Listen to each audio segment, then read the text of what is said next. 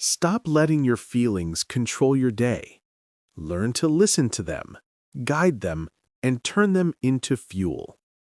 This is not about burying emotions or pretending everything is fine. This is about knowing what you feel, why it matters, and how to grow stronger every time life pushes you. Ready to master your emotions?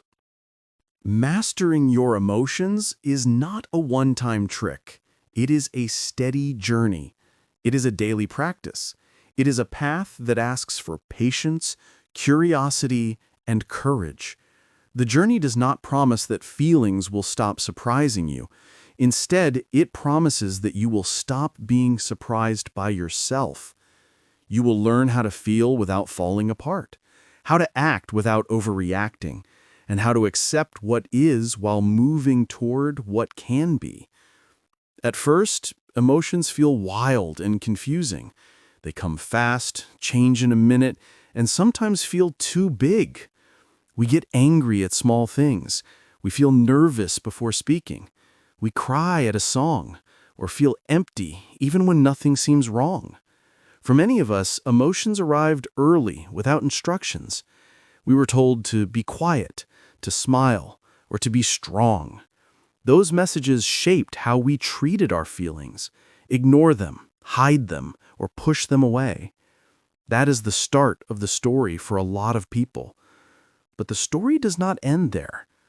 The first step in mastering emotions is noticing them. Noticing means pausing long enough to say, I am feeling something. It sounds simple, yet it is powerful. When you practice noticing, you create a small space between the feeling and your reaction. That space gives you choice. It gives you power. Start by checking in with yourself during the day. Ask, what is happening inside me right now? Your body will answer. Your chest might feel tight, your stomach might flutter, your jaw might clench. These physical signs are clues. They're the body's way of showing you an emotion. Give names to those clues. Name the feeling. I am angry. I am sad. I am anxious. I am jealous. I am tired. Labels do not limit you, they guide you.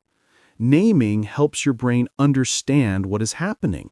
It reduces the voice of chaos and makes a map you can follow. After you notice and name an emotion, the second step is to understand its message.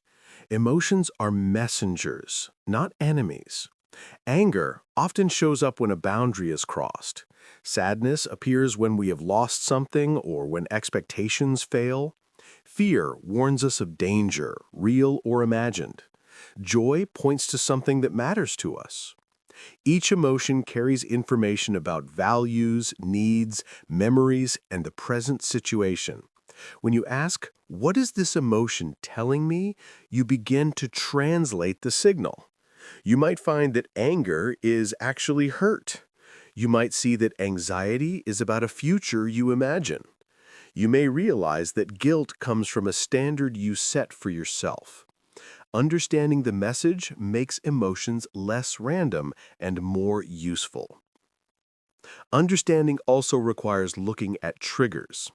A trigger is anything that releases a strong emotion. Triggers can be a smell, a phrase, a face, a time of day, or a thought. They trace back to experience. Some triggers are recent, some reach into childhood. Mapping triggers is not about blaming others. It is about learning your patterns. It is about recognizing the situations that make you vulnerable and preparing for them. When you know a trigger, you can plan how to respond. That planning is a key part of mastery. Next comes regulation. Regulation is the set of skills that help you manage how you feel. Regulation does not mean stopping feelings. It means changing the intensity, the timing, or the expression so you can choose a wise action. Think of regulation as tools in a toolkit. Everyone's toolkit looks different. What works for one person may not work for another. That is okay. The important part is to practice tools so they become habits. One simple regulation tool is breathing. You can use breathing anywhere, at any time. Slow, deep breaths send signals to your nervous system that bring calm. Try a pattern. Breathe in for 4 counts, hold for 2, breathe out for 6. The numbers are not sacred, the rhythm is. The rhythm tells your body that it is safe to relax. Another tool is grounding. Grounding anchors you to the present moment. Notice 5 things you see, 4 things you feel, 3 sounds you hear, 2 things you can smell, and 1 thing you can taste. Grounding moves your attention from the storm of thoughts into the steady reality of now. Movement helps too. A short walk, stretching, or shaking your arms can shift the energy of an emotion. Emotions build tension in the body. Moving releases that tension. Music can change mood. A song can lift you, soothe you, or help you feel and release. Creative outlets like drawing, singing, or writing turn feelings into forms. When you write, you do not need to be perfect. You only need to speak honestly to the page. Writing helps you sort feelings, see patterns, and lighten the load. Self-compassion is one of the most powerful skills you can cultivate. Often, the voice inside us is harsh. We criticize, compare, and demand perfection. Self-compassion asks a kinder question. What would I say to a good friend who felt this way? Treating yourself with the same warmth you would offer a friend reduces shame and opens space for healing. Say kind words to yourself when emotions feel heavy. It does not mean you excuse harmful behavior. It means you care enough to heal what is inside. Healing grows strength. Acceptance is another major step. Acceptance does not mean you like every feeling or that you resign yourself to a life of peace-free days. Acceptance means allowing feelings to exist without fighting them. When you accept, you stop wasting energy on battle. You redirect it toward understanding and action. Let sadness be sad. Let fear be fearful. Say, this is happening. I can ride this wave. Acceptance is not passive. It is an active witnessing. It is the steady center that watches the weather without being blown away. Mastery also requires healthy expression. Feelings want to move. If you hold them inside, they find other exits. Tension, illness, sudden outbursts. Expressing feelings safely is part of growth. Speak with people who listen and respect you. Say, I feel hurt when. Use I statements rather than blaming. If speaking is hard, write a letter you do not send.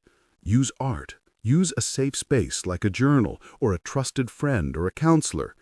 Healthy expression is direct and honest, not a weapon. It helps others understand you and helps you carry less weight. Boundaries are a tool of emotional mastery. Boundaries protect your time, energy, and mental space. They are not walls to keep others out. They are lines that say what is okay and what is not. Saying no can feel scary. You may worry about rejection, but every yes that comes from exhaustion harms you. Learning to say no respectfully is an act of self-respect. Boundaries make it possible to be present and generous without losing yourself. Another truth on the journey: progress is not a straight line. There will be setbacks. You may practice calm breathing for weeks and then explode in a moment of stress. That is part of learning. When you fall, look at what happened without shame. Notice what worked and what did not. Adjust. Practice again. Small wins build over time. Learning emotion skills is like learning an instrument. Early notes are shaky. With practice, the music improves. Celebrate small victories. You paused before speaking. You named your feeling. You asked for support. These are steps forward. Growth also comes from building habits that support emotional balance. Good sleep, regular food, movement, connection, and time in nature are not optional extras. They are the soil where emotional skills grow. When your body is tired or hungry, emotions feel louder. When you connect with others, you feel less alone. A life with balanced routines creates resilience. Think of these habits as the frame that supports the house of your emotions. Learning from others is part of mastery. Watch people who respond well under pressure. Read books, listen to podcasts, and take short courses about emotional skills. Seek mentors, coaches, or therapists who teach tools you don't yet have. Community helps. Share your journey with people who respect it. When you see other people struggle and grow, it normalizes your path. You will learn that nobody has perfected feelings. Everyone is learning. There is also power in reflection. Reflection is the act of looking back without judgment and learning. End your day with a short review. Ask, what felt strong today? When did I feel calm? When did I react? What could I try differently? Keep these reflections simple. Over time, you will notice patterns. Reflection surfaces small changes that feel invisible in the moment but become important later. Part of mastery is learning to pause between thought and action. Many reactions are automatic. A trigger prompts a thought and then an immediate reaction. The pause interrupts the chain. It is the moment when you can choose. You might breathe, count to 3, or simply take a step back. In that pause, you choose a response aligned with your values. You choose how to speak, what to do, and how to protect your peace. Values play a silent but strong role in emotional mastery. When you know what matters to you, honesty, kindness, courage, your emotions have direction. Values guide your actions when feelings are messy. If kindness matters, you may speak softly even when anger rises. If courage matters, you may step forward despite fear. Clarifying your values creates an internal compass for choices. One essential shift in mastering emotions is moving from short-term reaction to long-term perspective. Emotions demand immediate attention. They ask to be addressed now. But many emotional storms pass. Ask, will this matter in a week, in a year? This question does not invalidate feelings. Instead, it helps balance impulsive action with thoughtful response. Sometimes emotions call for urgent action. Sometimes they call for patience. The long-term view helps you decide which is which. Trust is a quiet work in the journey. Trust in yourself grows when you keep promises to yourself. If you commit to breathing for 2 minutes when angry and you do it, trust grows. Trust also grows through small wins with others. When you express feelings and are heard, trust increases. When you set a boundary and it is respected, trust grows. Trust makes it easier to face future emotions with steadiness. There will be moments when emotions feel too much. In those times, professional help is not a sign of weakness, it is a wise step. Therapists and counselors are guides who teach tools and offer perspective. They give you a safe space to explore deep patterns. Asking for help is part of mastery, not a failure of it. Integration is the stage where skills become part of who you are. Integration means emotions and reason work together. They inform each other instead of fighting. You still feel anger, but it helps you set a boundary. You still feel fear, but it guides caution and growth. Integration is the way you show up in relationships, work, and life, balanced, honest, and resilient. Acceptance of yourself is a big milestone. It is not the final end, but it is an important home base. Acceptance means you accept your whole self, strengths, flaws, messy feelings, and awkward mistakes. When you accept yourself, you stop chasing perfection. You stop believing that your worth depends on flawless emotional control. You start seeing growth as the real measure of success. Mastery is not about eliminating surprise. Life will always bring losses, changes, and unexpected challenges. Mastery is about being steady in the face of surprise. It is about responding with clarity and care. It is about using every experience as raw material to learn more about yourself. The people who master emotions are not those who never feel. They are those who know how to listen, learn, and move. Here are small steps you can practice today. Start with a single check-in. Set a time, maybe before you eat lunch or right after you wake up, and ask, "What am I feeling?" Name it. Then use a simple regulation tool, 3 deep breaths, a short walk, or 5 minutes of writing. End the day with a short reflection. What went well emotionally today? What would you like to try tomorrow? These small actions, repeated, create big change. Language matters. When you speak about your feelings, use words that are precise. Instead of saying, "I'm upset," try, "I feel disappointed," or "I feel anxious." Precise words help you understand and share clearly. They help others respond better. Practice expanding your feelings vocabulary. The more words you have, the more control you gain. Be gentle with yourself when progress is slow. Emotional growth is not a race. It is a steady climb. Some days you will sleep well and feel calm. Some days you will be tired and reactive. The key is to return to practice. Each return is a step forward. Celebrate the moments when you choose well. Maybe you walked away from a fight. Maybe you said, "I'm stressed," instead of snapping. Maybe you took a break before answering an email. These moments are proofs of growth. Collect them. They remind you that change is real. Connect with others who are learning too. Growth becomes easier with company. Share practical tips, not just pep talks. Ask friends what helps them calm down. Swap playlists, grounding exercises, or breathing patterns. Learning together makes practice practical and fun. Remember, mastering emotions makes life richer. When you know how to meet your feelings, you can experience joy more deeply because there is room for it.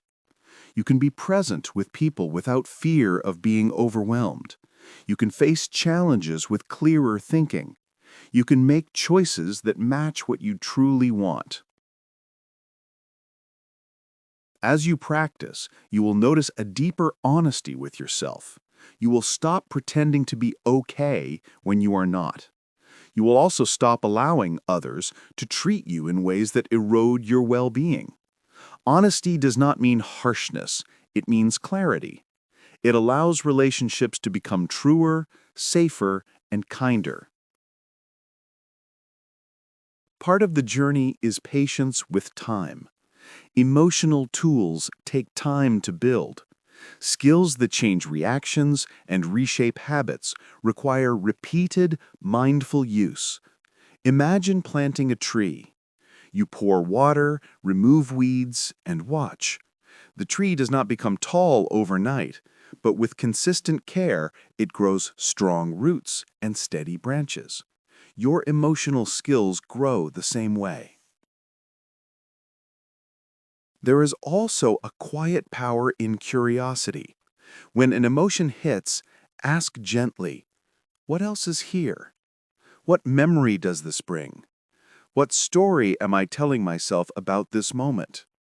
Curiosity softens judgment.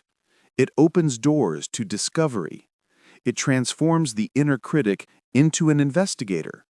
This shift turns pain into puzzle and discomfort into data for learning. Mastery includes the practice of gratitude. When emotions feel loud, gratitude brings balance. Naming a small thing you appreciate does not erase pain, but it widens perspective. Gratitude is not a pressure to be positive. It is a reminder that life contains multiple truths at once: pain and beauty, loss and learning. As your skills deepen, you will find moments of leadership inside your own life. You will lead your reactions instead of being led by them. Leadership here is quiet and steady. It looks like choosing presence at a hard conversation, taking a breath when stress rises, or stepping back when anger wants to speak. This leadership changes how you relate to yourself and to others. Finally, remember that mastering emotions is a lifetime project. It grows with seasons of life. New challenges will appear, relationships, career shifts, losses, and aging. Each phase asks for new skills. The good news is that the foundations you build, awareness, naming, regulation, expression, and acceptance, travel with you. They adapt.